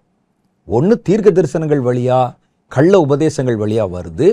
ரெண்டாவது அற்புதங்கள் வழியா. மத்தேயு 24:24 ஆண்டவர் சொல்றாரு, ஏனெனில் கள்ள கிறிஸ்துக்களும் கள்ள தீர்க்கதரிசிகளும் எழும்பி கூடுமானால் தெரிந்து கொள்ளப்பட்டவர்களை வஞ்சிக்கத்தக்கதாக பெரிய அடையாளங்களை செய்வாங்களாம். தெரிந்து கொள்ளப்பட்டவனே மேல பார்த்தா அப்புறம் எப்படி இதெல்லாம் நடக்கும்? வசனத்துல சொல்லியிருக்கே, தேவன் ஒருவனோடு இல்லை என்றால் இதெல்லாம் எப்படி நடக்கும் அப்படின்னு இயேசுவின் காலத்துல கேட்டாங்களே அப்படின்னு சொல்லுவான். நீங்கள் பார்க்கிறது வெறும் அற்புதத்தை தான். அந்த அற்புதத்துக்குள்ள என்ன இருக்குது, அதுக்குள்ள மறைச்சு ஒரு வஞ்சகத்தை சாத்தான் கொண்டு வருகிறானே என்பதை கவனிக்காம விட்டுருவாங்க. தெரிந்து கொள்ளப்பட்டவர்கள் கூட. காரணம் என்னன்னு கேட்டா, அந்த அற்புதங்கள் காண்பிக்கிற பிரம்மாண்டம், அந்த அற்புதங்கள்ல நடக்கக்கூடிய காரியங்கள், இதெல்லாம் இதுவரைக்கும் நடந்தறியாத காரியங்கள். எவ்வளவு பெரிய பெரிய காரியம் நடக்குது. அப்போ கர்த்தர் இல்லாட்டா யார் செய்ய முடியுத அப்படின்னு நம்ம பேச வைக்கிற மாதிரி அற்புதங்கள் வரும் என்று இயேசு சொல்லிட்டு போயிருக்கிறாரு. அப்ப சாத்தானாலும் அற்புதங்களை செய்ய முடியும் என்பது நமக்கு தெரியும். மோசையின் காலத்திலே மந்திரவாதிகள் செய்த அற்புதங்கள், அவங்க அற்புதங்கள் மோசை செஞ்ச மாதிரி தான் அவங்களும் செஞ்சாங்க. கையில் இருக்கிற கோலை போட்டாங்க, அது சர்ப்பமாய் மாறிற்று. மோசைக்கு அது பெருசா தெரிஞ்சது. ஆனா அரண்மனையில போய் பார்த்தா ஆளாளுக்கு போட்டு பாம்பாக்குறான். அப்ப சாத்தானும் அற்புதம் செய்வான் என்பதற்கு மந்திரவாதிகள் மோசை செய்த அற்புதத்தை செய்து காண்பித்தது நமக்கு தெரிகிறது. ஆனா கர்த்தருடைய அற்புதங்கள் வித்தியாசமானவைகள். ஒரு அற்புதத்தை பார்த்த உடனே அதனுடைய பிரமிப்பிலே, பிரம்மாண்டத்துல மனசை பறி கொடுத்துறாதீங்க. அந்த நிமிஷத்துல உங்களை ஏமாத்திடுவான். அப்ப தேவனுடைய அற்புதங்கள் வித்தியாசமானவைகள். எப்படி வித்தியாசமானவைகள்? தேவனுடைய அற்புதங்களுடைய கடைத்தொகையை நீங்க பார்த்தீங்கன்னா, அது தேவனுக்கு மகிமையை உண்டு பண்ணும். ஒரு அற்புதம் நடந்தா அதை கர்த்தருடைய நாமத்தை மகிமைப்படுத்துவாங்க. மத்தேயு சுவிசேஷம் 15:31 சொல்லுது, அப்பொழுது சப்பாணிகள், குருடர்கள், ஊமையர், ஊனர் முதலிய அநேகர் திரளான ஜனங்களை கூட்டிக் கொண்டு இயேசுவினிடத்தில் வந்து அவர்களை அவர் பாதத்திலே வைத்தார்கள். அவர்களை அவர் சொஸ்தப்படுத்தினார். ஊமையர் பேசுகிறதையும், ஊனர்கள் சொஸ்தமடைகிறதையும், சப்பானிகள் நடக்கிறதையும், குருடர் பார்க்கிறதையும் ஜனங்கள் கண்டு ஆச்சரியப்பட்டு இஸ்ரவேலின் தேவனை மகிமைப்படுத்தினாங்க. இயேசுவை கூட இல்ல, தேவனை மகிமைப்படுத்தினாங்க. அப்ப ஒரு அற்புதம் நடந்தால் ஜனங்கள் கர்த்தரை நினைவு கூறணும். அந்த அற்புதம் செய்தவனே அல்ல, கர்த்தரை நினைவு கூறணும். அதுதான் கர்த்தரால் உண்டாக்கப்படுகிற அற்புதங்கள். இயேசு அற்புதங்களை செய்த இடத்துல எல்லாம் பாருங்களேன், தேவனுடைய நாமம் மகிமைப்பட்டது. மார்க்கு சுவிசேஷம் 2:12 வாசிச்சு பாருங்க. லூக்கா சுவிசேஷம் 5:25 வாசிச்சு பாருங்க. லூக்கா சுவிசேஷம் 7:16, 13:13, 18:43 ஆகிய வசனங்கள் எல்லாம் வாசிச்சு பார்த்தீங்கன்னா, இயேசு அற்புதங்களை செய்த போதெல்லாம் தேவனுக்கு மகிமை உண்டானதை பற்றி வேதம் சொல்லுகிறது. போலி அற்புதங்கள் என்ன செய்யும்? அது தேவனுடைய மகிமையை தராதபடிக்கு சுய மகிமையை, அந்த அற்புதம் செய்தவன் இருக்கான் பாருங்க, அவனுக்கு மகிமையை கொண்டாந்துச்சுன்னா அந்த அற்புதம் போலியான அற்புதம், அது தேவன் செய்ததில்லை. அந்த அற்புதத்தை பார்த்தவங்க என்ன செய்வாங்க? தேவனிடத்திலே சேராமல் சுய மகிமை, அந்த அற்புதத்தை செய்தவனை சேர்ந்து கொள்வாங்க. பொய்யான மெய்யான அற்புதங்கள் தேவனிடத்தில் மனிதர்களை சேர்க்கும். பொய்யான அற்புதங்கள் அந்த அற்புதத்தை நடத்துகிற மனிதர்களிடத்துல கொண்டு மனிதர்களை சேர்க்கும். இதை வச்சா நீங்க கண்டுபிடிச்சிடலாம். இந்த அற்புதம் என்னை யாரிடத்தில் கொண்டு போய் சேர்க்கிறது? ஒரு ஊழியக்காரனை விசுவாசிக்கும்படி அவன் காலில் கொண்டு சேர்க்குது. என் பிரச்சனைக்கு எல்லாவற்றுக்கும் இவர்தான் தீர்வு என்று அவரை நம்ப வைக்கிறது. அது போலியான அற்புதம். ஒரு அற்புதம் நடத்தப்பட்டால், ஒரு அற்புதம் நடந்தால் உங்க இருதயம் கர்த்தரிடத்தில் ஈர்க்கப்படணும். அதான் பரிசுத்த ஆவியானவர் செய்கிற அற்புதம். மாய அற்புதங்கள் தேவனிடத்தில் நடத்தாது. தேவன் மனுஷன் போல தோன்றுகிற மனிதரிடத்தில் நடத்தும். நீங்க நிறைய பேர் பாருங்க, ஊழியர் இடத்துல போய் அடிமைப்பட்டு கிடப்பாங்க. அவர் தான் என் வாழ்க்கைக்கு வெளிச்சம், தீர்வு, எதுனாலும் அவர் தான் அப்படின்னு போய் நிற்பாங்க. ஏன்னா அவர்கள் மூலம் நடந்த அற்புதம் உங்களை கடவுள்கிட்ட கொண்டு போய் சேர்க்கல, அவங்ககிட்ட கொண்டு போய் சேர்த்துருக்கு. அப்போ அது தேவனுடைய ஆவியினால் உண்டானதல்ல. எலியாவின் காலத்தில் நிகழ்ந்த அற்புதம் உங்களுக்கு தெரியும். வானத்திலிருந்து அக்கினி இறங்கி வந்தது. இறங்கி வந்தனே எலியா பெரியவர் அப்படிலாம் சொல்லியிருக்கணும். பாகாலுடைய தீர்க்கதரிசிகள் மட்டமானவர்கள், ஜெயிச்சது எலியான்னு தானே சொல்லியிருக்கணும். எலியா செய்ததே அற்புதம் அப்படிலாம் சொல்லியிருக்கணும். ஆனா அவங்க எலியாவுடைய பேரையே சொல்லல, கர்த்தரே தெய்வம் என்று சொன்னாங்க. தேவனால் நடத்தப்படுகிற எந்த அற்புதமும் ஆட்டோமேட்டிக்கா அந்த அற்புதத்தை பார்த்தவருடைய இருதயத்தை தேவன் பக்கம் திருப்பும். அந்த ஆவியானவரே அதை செய்வார். என் கை மூலம் ஒரு அற்புதம் நடக்குது, ஜனங்கள் கர்த்தரிடத்தில் சேராம என்கிட்ட சேர்ந்தாங்கன்னா அந்த அற்புதத்தை நடத்தினது தேவ ஆவியானவர் அல்ல. இப்ப எலியா தானே அற்புதம் செய்தாரு. அந்த மலையில நின்று 2 பேருக்கு தானே இப்போ நேர் எதிரெதிராக பாகாலுடைய தீர்க்கதரிசிகளுக்கும் எலியா தீர்க்கதரிசிக்கும் தானே போட்டி. அப்ப ஜனங்கள் என்ன சொல்லணும்? எலியாவே ஜெயித்தார், எலியாவே தீர்க்கதரிசி அப்படி சொல்லணும். எலியா பேரையே ஜனங்கள் மென்ஷன் பண்ணல. அந்த அற்புதம் தேவனால் நடத்தப்பட்ட போது அவர்கள் கர்த்தரே தேவன் என்று சொன்னார்கள். யாராவது எலியா பற்றி ஏதாவது சொன்னானா பார்த்தீங்களா? சொல்ல மாட்டாங்க. அப்ப தேவனால் ஒரு அற்புதம் நடத்தப்படும் போது மனிதர்கள் மறக்கப்பட்டு போயிடணும், கர்த்தர் நினைவுக்கு கொண்டு வரப்படணும். கர்த்தரை நோக்கி நம்முடைய இருதயம் திருப்பப்பட வேண்டும். அந்த அற்புதம் தான் தேவனால் உண்டான அற்புதம்.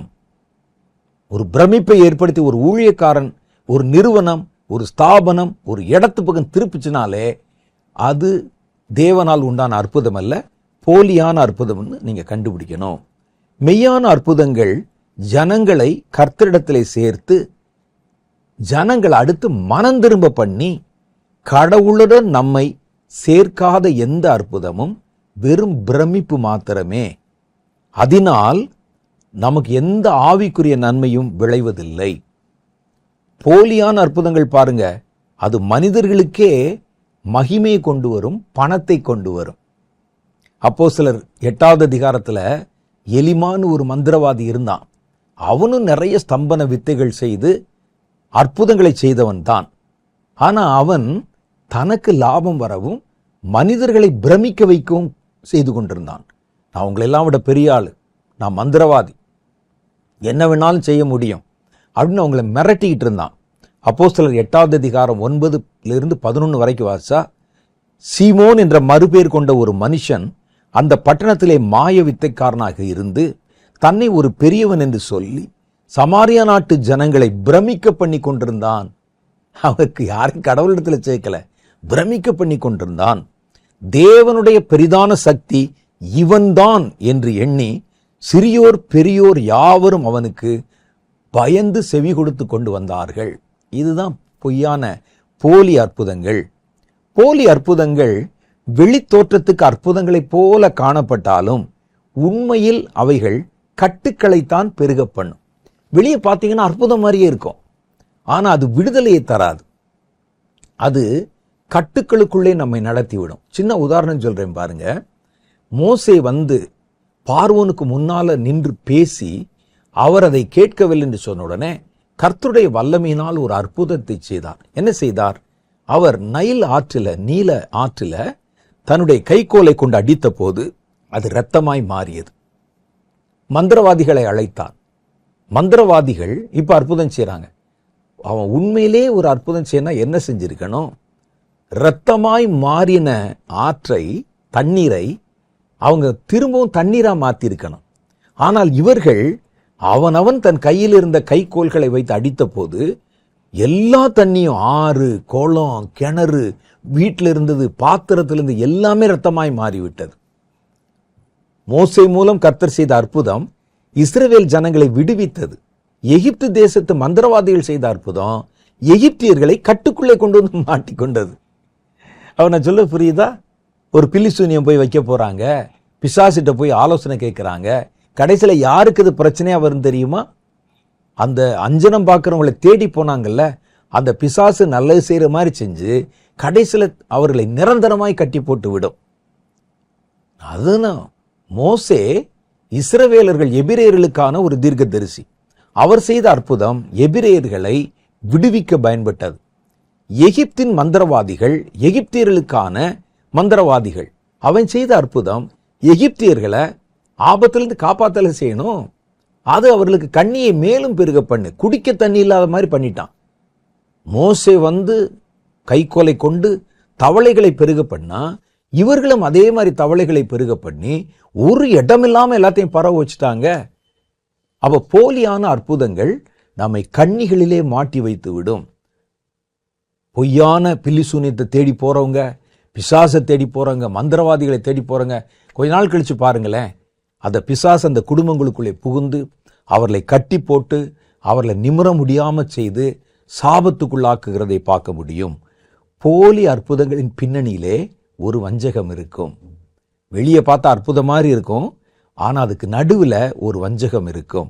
இந்த ரெண்டு அற்புதங்களுக்கும் வித்தியாசம் தெரியாதவங்க, வெறும் அற்புதத்தை பார்த்து பிரமிக்கிறவங்க, உடனே இவைகளிலே அந்த பிரமிப்பிலே அவர்கள் ஈர்க்கப்பட்டு அதை ஏற்றுக்கொண்டு வஞ்சிக்கப்படுவார்கள். நீங்க வெறும் பிரம்மாண்டத்தை பார்க்கக்கூடாது, அவருடைய விளைவை பார்க்கணும். ஒரு காரியம் நடந்த உடனே நீங்க உடனே ஒரு முடிவுக்கு வந்துடக்கூடாது, அதுல என்ன இருக்குதுன்னு பார்க்கணும். இந்த கிறிஸ்தவர்களுக்கு அல்லது நிறைய பேருக்கு, பெரும்பான்மையானவர்களுக்கு ஒரு அவசர புத்தி இருக்கிறது.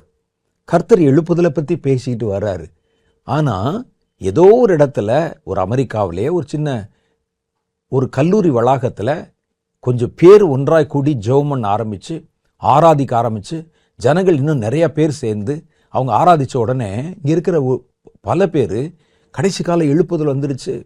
இவ்வளவுக்கும் அந்த எழுப்புதலை குறித்து, கடைசி கால எழுப்புதல் எப்படி இருக்கும், எங்கிருந்து வரும், அதனுடைய இலக்கணம் என்ன, அதனுடைய அடையாளம் என்னெல்லாம் கர்த்தர் பேசியும் நிறைய பேர், ஒரு 10 பேர் கூடி ஜெபம் பண்ண உடனே அதை எழுப்புதல் இந்த முடிவுக்கு வந்துட்டாங்க. இப்படிப்பட்டவர்கள் தான் ரொம்ப ஆபத்தானவங்க. அவங்க என்ன சொல்லுவாங்க தெரியுமா? ஒரு அற்புதத்தை பார்த்த உடனே அதில் இருக்கிற பிரம்மாண்டத்தை பார்ப்பாங்க ஒழிய அதில் மறைந்திருக்கிற வஞ்சகத்தை பார்க்க மாட்டாங்க. ஒரு முடிவுக்கு வந்துருவாங்க, வந்துருச்சு அப்படின்னு, அமெரிக்காவில் எழுப்புதல் வந்து விட்டது.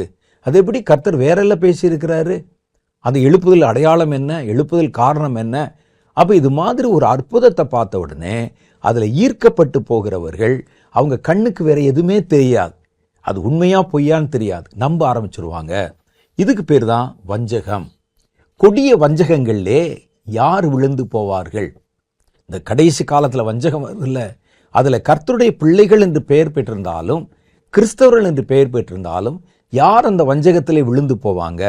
வேதம் சொல்லுகிறது, சத்தியத்தை விட்டு விலகினவர்கள், அநியாயத்திலே பிரியப்படுகிறவர்கள். இதைத்தான் நம்ம 2 தெசலோனிக்கேயர் புஸ்தகம் 2வது அதிகாரம் 11-12 வாசிச்சோம். அப்ப இவங்க யாரு? சத்தியத்தை விட்டு விலகினவர்கள். இப்போ ஒரு கொடிய வஞ்சக காலம் வர்றதுக்கு முன்னால, ஜனங்களெல்லாம் திரளாக வஞ்சிக்கப்படுவதற்கு முன்னால, சாத்தான் செய்த ஒரு தந்திரமான காரியத்தை பார்த்தீங்கன்னா, சபையில இருக்கிற ஜனங்களை சத்தியத்தை விட்டு விலக பண்ணினது. அதுக்கு நிறைய வேதத்துக்கு எதிராக பேசுகிற ஊழியர்கள், நகைச்சுவையா பேசுற மாதிரி, கிண்டலா பேசுற மாதிரி, தேவனுடைய தெய்வத்துவத்தை மறுதலிக்க பண்ற மாதிரி, கள்ள உபதேசம் பண்ற மாதிரி நிறைய சபை தலைவர்கள், போதகர்கள், ஊழியக்காரர்கள் எழும்பி சத்தியத்திலிருந்து ஜனங்களுடைய இருதயத்தை கொஞ்சம் விலக்கி வச்சிருக்கிறாங்க. ஏன் அப்படின்னா, சத்தியத்தை விட்டு கொஞ்சம் உங்களை விலக்கி வச்சிருந்தா, இனி வருகிற இந்த வஞ்சகங்கள் வரும்போது நீங்கள் அந்த வஞ்சகத்தை நம்பத்தக்கதான கொடிய வஞ்சகத்துக்குள்ளே நீங்க மாட்டிக்கொள்ளுவீங்க. சமீபத்தில் பாருங்க, எவ்வளவு யூடியூப்ல நம்ம காட்ட முடியும். இயேசு கிறிஸ்துனுடைய தெய்வத்தன்மை மறுதலிக்கிறவங்க, இயேசுனுடைய பரிசுத்தத்துக்கு எதிராக கிரியை செய்றவங்க, கள்ள ஆராதனை கொண்டாடுறவங்க, ஜனங்களை சத்தியத்தை விட்டு வழிவிலக பண்ணுகிறவர்கள். ஏன் அப்படிப்பட்ட ஊழியர்கள் எழும்புறாங்கன்னு கேட்டா, சத்தியத்தை விட்டு கொஞ்சம் உங்களை விலக வச்சுட்டா அடுத்து வருகிற வஞ்சகத்துல நீங்க முழுசா போய் மாட்டிக்கொள்வீர்கள். அந்த வஞ்சகங்கள் வருவதற்கு முன்னால நடத்தப்படுகிற முன்னெச்சரிக்கையான முன்னோட்டமான காரியத்தில் ஒன்றுதான் இது. அடுத்து, நீதியில் பிரியப்படாமல் அநீதியிலே பிரியப்படுகிறவர்கள். இவங்க நீதியான காரியத்தை விட்டு அநீதியா இருக்கும் அதை பார்த்தா ஆதரவு பண்ணுவாங்க. அவர் சொல்றது சரிதானங்கன்னு அவன் செய்யறது சரிதானே என்பார்கள். இப்படி பண்ற அதுல பிரியப்படுகிறவர்கள் இந்த கொடிய வஞ்சகங்கள் வரும்போது அந்த வஞ்சகத்துல ஈர்க்கப்பட்டு விழுந்து போவாங்க. மூணாவது பாருங்கள், கள்ள ஊழியர்களுக்கு இடம் கொடுக்கிறவர்கள் வஞ்சிக்கப்படுவாங்க. வெளிப்படுத்தின விசேஷம் 2வது அதிகாரம் 20வது வசனம் சொல்லுது, நல்லவங்க தான், நல்லா ஊழியம் செய்யறவங்க தான், ஆனா கள்ள ஊழியருக்கு சபையில இடம் கொடுத்திருந்தாங்க. இன்னைக்கு சில ஆட்களுடைய பிரசங்கங்கள் விகற்பமாக இருக்கும், ரொம்ப வில்லங்கமா இருக்கும், நல்லா பார்த்தாலே தெரியும் அவன் பேசுறதுக்கும் சத்தியத்துக்கு சம்பந்தம் இல்லை. ஆனா நல்ல விளைஞ்ச சபைகள், சத்தியத்திலே நல்ல வளர்ந்த சபைகள் கூட இவங்க வந்தா கூட்டம் கூடும் என்பதற்காக அவர்களை தங்கள் சபையிலே பயன்படுத்துகிறதை நம்ம பார்த்து வேதனைப்பட்டிருக்கிறோம். நிறைய பேர் எவ்வளோ பெரிய பாரம்பரிய சபை, இதுல இந்த மாதிரி ஊழியர்களை உள்ள கொண்டு வந்து வச்சு ஆடவும் பாடவும் தேவனுக்கு எதிராக பேசவும் கள்ள அற்புதங்கள் செய்ய என்ன இது அப்படின்னு நம்ம நினைச்சோம். இது மாதிரி ஒரு கூட்டம் இருக்கிறாங்க. வெளிப்படுத்தின விசேஷம் 2:20 பாருங்க, அவர் சொல்றார், நீ நல்ல சபை தான், ஆனால் ஒரு குறை உனக்குள்ள இருக்குது, நீ கள்ள ஊழியருக்கு இடம் கொடுத்திருக்கிற. 20வது வசனம் வாசிக்கிறேன், ஆகிலும் உன் பேரில் எனக்கு குறை உண்டு, என்னவெனில் தன்னை தீர்க்கதரிசி என்று சொல்லுகிற ஏசபேல் என்னும் ஸ்திரீயானவள். அந்த அம்மாவுடைய பேரு வேற, இது ஏசபேலுடைய ஆவியை கொண்டள். ஏசபேல் என்னும் ஸ்திரீயானவள் என்னுடைய ஊழியக்காரர் வேசித்தனம் பண்ணவும் விக்கிரகங்களுக்கு படைத்தவைகளை புசிக்கவும் அவர்களுக்கு போதித்து அவர்களை வஞ்சிக்கும்படி நீ அவர்களுக்கு இடம் கொடுக்கிறாய். நீ வஞ்சிக்கல, ஆனா இடம் கொடுக்கிற. நல்ல சபைதான், உன் பிரயாசத்தை அறிந்திருக்கிறேன். அவர் சொல்றாரு, இதோ நான் அவள் மனம் திரும்பும்படி அவளுக்கு நான் சில நாட்களை தவணை கொடுத்தேன், தன் வேசித்தனத்தை விட்டு மனம் திரும்ப அவளுக்கு விருப்பம் இல்லை. இதோ நான் அவளை கட்டில் கடையாக்கி அவளுடனே விபச்சாரம் செய்தவர்கள் தங்களுடைய கிரியைகளை விட்டு மனம் திரும்பாவிட்டால் அவர்களையும் அவர் சொன்ன வார்த்தைகளை ஏற்றுக்கொண்டவங்களையும் நான் மிகுந்த உபத்திரவத்தினாலே தள்ளுவேன், அவளுடைய பிள்ளைகளை கொல்லுவேன், அப்பொழுது நானே உள்ளிந்திரியங்களை ஆராய்கிறவர் என்று எல்லா சபைகளும் அறிந்து கொள்ளும் அப்படின்னு ஆண்டவர் சொல்றாரு. அப்ப கள்ள ஊழியங்களுக்கு இடம் கொடுக்கிறவங்க இந்த வஞ்சகத்துல சுலபமா விழுந்து போவாங்க. கூட்டம் சேரும், பேசும்போது நல்லா பேசுறாரு, உற்சாகமா பேசுறாரு. சில ஆட்கள்லாம் பார்த்தீங்கன்னா மேடை நாகரிகமே, ஒரு புல்பீட்ல இருந்து பேசுறோங்கிற மேடை நாகரிகமே இல்லாம அவங்க மனசில் தோன்றிருந்தெல்லாம் அங்கிருந்து பேசி ஜனங்களை குத்தி காட்டி பேசி புத்தி சொல்றதை பேசி அதை கிண்டல் அடித்து கேலி பண்ணி, ஒரு விசுவாசம் இந்த இடத்துல எவ்வளவு கஷ்டத்துல இருந்து உட்கார்ந்துருப்பாரு, அவருக்கு போதிக்க வேண்டியது சொல்ல வேண்டியது எவ்வளவு நாகரிகமா சொல்லணும். அதெல்லாம் இல்லாமல் அவர்கள் பண்ணுகிற அந்த காரியங்களுக்கு இடம் கொடுக்கிற சபைகள் ஊழியங்கள் இருக்கு பாருங்க, அவைகளுக்குத்தான் கர்த்தர் இதை திருஷ்டாந்தமாக வைத்திருக்கிறார். அடுத்த காரியம், தங்களுக்கு தெரியாதவைகளை தூஷிக்கிறவங்க இருக்காங்க பாருங்க, அவன் இந்த கொடிய வஞ்சகத்தை நம்ப ஆரம்பிச்சிருவான். யூதாவின் புஸ்தகம் 1வது அதிகாரம் 10-11, இவர்கள் தங்களுக்கு தெரியாதவைகளை தூஷிக்கிறார்கள், புத்தி இல்லாத மிருகங்களைப் போல சுபாவப்படி தங்களுக்கு தெரிந்திருக்கிறவைகளாலே, 1-2 தெரியுமில்ல, அதை வச்சு தங்களை புத்திமான்களைப் போல காண்பித்து கெடுத்துக் கொள்ளுகிறார்கள். இவர்களுக்கு ஐயோ என்று கர்த்தர் சொல்லுகிறார். இவங்க தான் என்ன செய்வாங்க, கூலிக்காக வஞ்சகத்தை நோக்கி விரைந்தோடி கோரா எதிர்த்து பேசின பாவத்துக்குள்ளாகி கெட்டு போவார்கள். அப்ப யாரு கெட்டு போவா, தங்களுக்கு தெரியாது, அவனுக்கு தெரியாதது என்னன்னு, ஆனா பேசுவான், தீர்க்க தரிசனம்லாம் கிடையாது, கர்த்தர் செய்கிற அற்புதங்கள் இப்ப கிடையாது, அது இவனுக்கு தெரியாதது என்னன்னே தெரியாது. தெரியாத காரியங்களை ஜனங்கள் தன்னை மற்றவர்களை விட நாங்க தான் சரியா இருக்கிறோம் அப்படின்னு எங்களை ஏற்றுக்கொள்வதற்காக தெரியாதவர்களை தூஷிக்கிறவங்க கடைசி காலத்தில் எழும்புவார்கள் என்று வேதம் சொல்லுகிறது.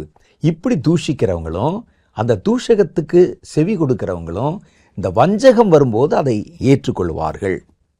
சத்தியத்தை உணர்ந்து கொள்ளாதவர்கள் வசனத்தை படிப்பாங்க, பைபிள்லாம் ரெகுலராக படிப்பாங்க. ஆனால் அதில் என்ன சொல்லியிருக்கிறத யோசிக்க மாட்டான். சத்தியத்தை உணர்ந்து கொள்ளாதவர்கள் வஞ்சிக்கப்பட்டு போவாங்க. 2 தீமோத்தேயுவின் புஸ்தகம் 3வது அதிகாரம் 5, 6, 7 சொல்லுகிறது, தேவ பக்தியின் வேஷத்தை தரித்து அதன் பலனை மறுதலிக்கிறவர்களாகவும் இருப்பார்கள். பாவங்களால் நிறைந்து பற்பல இச்சைகளால் இழுப்புண்டு எப்போது கற்றாலும், எப்போ பார்த்தாலும் பைபிள் படித்தாலும் சத்தியத்தை அறிந்து உணராதிருக்கிறவர்களாகிய பெண் பிள்ளைகளுடைய வீடுகளிலே இப்படிப்பட்டவர்கள் நுழைந்து அவர்களை வசப்படுத்தி கொள்ளுகிறார்கள். பார்த்தீங்களா? அப்ப யாரு? சத்தியத்தை குறித்து ஒரு அண்டர்ஸ்டாண்டிங் இல்லை. பைபிள் தெரியும், வசனம் படிப்போம், காலையில் ஒரு 3 அதிகாரம், மத்தியானம் ஒரு 3 அதிகாரம் படிப்போம், வசனங்களை மனப்பாடமாக வச்சுருப்போம். ஆனால் அந்த வசனத்தில் என்ன சொல்லுதுன்னு தெரியாதவனுக்கு. அப்போ சத்தியத்தை உணராதவர்களை சுலபமாக வஞ்சித்து விடுவார்கள். அப்போ தேவனுடைய திட்டம், தேவனுடைய காரியங்கள் இதெல்லாம் தெரியாமல் அவர்கள் தேவனை பின்பற்றுவதாக நினைக்கிற ஊழியக்காரர்கள் கூட இதில் வஞ்சிக்கப்பட்டு போவாங்க. ஒரு அந்தி கிறிஸ்து எழும்பும்போது நீங்கள் வேணால் எழுதி கொள்ளுங்க. அந்தி கிறிஸ்து எழும்பும்போது அல்லது கொடிய ஆட்சியாளர்கள் எழும்போது இவங்கெல்லாம் அவருடைய பிரமிப்பை பார்த்து அவரை தெய்வம் என்று ஏற்றுக்கொள்ள ஆரம்பிச்சிருவாங்க. யூதர்கள் பாருங்களேன், எல்லாத்தையும் வடிகட்டி பார்ப்பான். இயேசுவை பார்த்துட்டு இவர் மேசியா என்று எப்படி நம்புவது, இதான் சொல்லுவான். கடைசியிலே அவர்கள் சத்தியத்தை தள்ளுபடி செய்ததுனால வஞ்சகனை அவர்கள் ஏற்றுக்கொள்வார்கள்.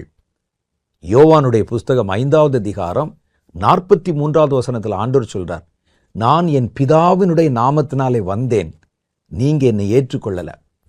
நான் தான் சத்தியம். சத்தியத்தை தள்ளினீங்கல்ல, வேறொருவன் தன் சுயநாமத்திலே வருவான், அந்தி கிறிஸ்து, அவனை நீங்கள் ஏற்றுக்கொள்வீர்கள். இன்னைக்கு நமக்கு என்ன ட்ரெண்ட் இருக்குன்னு கேட்டால், யூதர்கள் ஒன்று ஆதரிச்சா நம்ம உடனே ஆதரிச்சிடும்.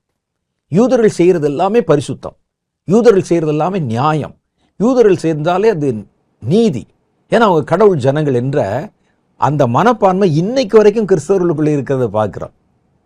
யூதர்கள் அங்கே போய் குண்டு போட்டானா சட்டத்துக்கு எதிராக ஜனங்களை கொன்றார்களா? பாருங்க, யூதர்கள் அவர் தேவனுடைய பிள்ளைகள், அவன் கரெக்டாக தான் செய்வான். என்ன கரெக்டாக செஞ்சான்?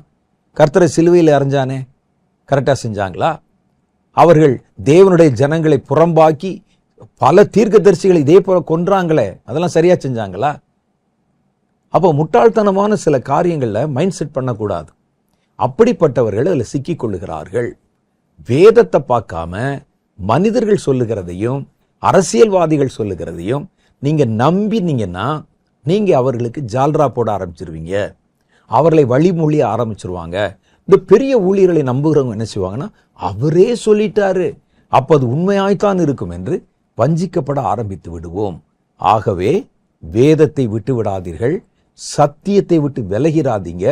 இந்த கடைசி காலத்தில் அப்படி விலகுகிறவர்களை கர்த்தர் வஞ்சகத்துக்கு ஒப்பு கொடுத்து விடுவார். நீங்க நம்ப ஆரம்பிச்சிருவீங்க, இது தேவனால் உண்டாயிற்று, இது தேவனுடைய மனுஷன்தான், இது தேவனுடைய திட்டம்தான், இது தேவனுடைய காரியம்தான் என்று நீங்கள் நம்புவதோடு மாத்திரமல்ல, அதை மற்றவர்களுக்கு பரவ செய்து அவர்களை நம்ப வச்சிருவீங்க. எல்லாவற்றிலும் தெளிவுள்ளவர்களாக இருங்கள். வஞ்சக விசுவாசத்துக்கு இடம் கொடுக்காதீங்க. இந்த விசுவாசத்துக்கு பேர் என்ன தெரியுமா? வஞ்சகத்தை விசுவாசிக்கிற விசுவாசம், பொய்யை விசுவாசிக்கத்தக்க விசுவாசம், வஞ்சக விசுவாசம். கர்த்தர் தாமே உங்களுடைய ஆவிக்குரிய கண்களை திறந்து தீமையான கிரியைகளையும் வஞ்சகங்களையும் அடையாளம் கண்டுகொள்ள உதவி செய்வாராக. சின்ன ஜெபம் பண்ணிடலாமா? ஜெபம் பண்ணுவோம். இரக்கத்தில் ஐஸ்வர்யமுள்ள எங்கள் தேவனே, வஞ்சக விசுவாசம் என்ற தலைப்பிலே நாங்கள் தியானித்த காரியங்கள், இனி வருகிற கொடிய வஞ்சகத்தை தேவனுடைய ஜனங்கள், ஊழியர்கள் என்று பெயர் பெற்றிருக்கிற பலரே அதை ஏற்றுக்கொண்டு அதை நம்பி அதை விசுவாசித்து தன்னை சார்ந்தவர்களையும் நம்ப செய்வார்கள் என்ற கொடிய காலகட்டத்துக்குள்ள வந்திருக்கிறோம். எல்லாவற்றையும் சோதித்து நலமானதை பிடித்து கொள்ளும் ஆண்டவரை தெளிவான உணர்வுள்ள சத்திய ஆவியை நீரங்களுக்குள் சிருஷ்டிக்கும்படிக்காக அழைக்கிறோம். தேவனுடைய வார்த்தை விட்டு வழிவிலகாமலும் அநீதித்திலே பிரியப்படாமலும் இருந்து வஞ்சக விசுவாசத்தை எதிர்த்து நின்று ஜெயிக்க இந்த வார்த்தைகளை கேட்ட ஒவ்வொருவரையும் கர்த்தர் கனம் பண்ணும், ஆசீர்வதியும், நிரப்பும், வழி நடத்தும். இயேசுவின் நாமத்திலே என் ஜெபத்தை ஏற்றுக்கொள்ளும் எங்கள் பிதாவே, ஆமென். இந்த நாள் கர்த்தர் நமக்கு நிறைய காரியங்களை பேசினார். நல்ல ஜெபம் பண்ணி இருக்கிறோம். பல சத்திய வார்த்தைகளை கர்த்தர் தெளிவுபட பேசினார். அடுத்த வாரத்தில் வேறொரு புதிய செய்தியோடு நான் உங்களை சந்திக்கிறேன். அதுவரை கர்த்தராகிய தேவன் தாமே உங்களையும் உங்கள் குடும்பத்தாரையும் ஆசீர்வதித்து காப்பாராக. ஆமென்.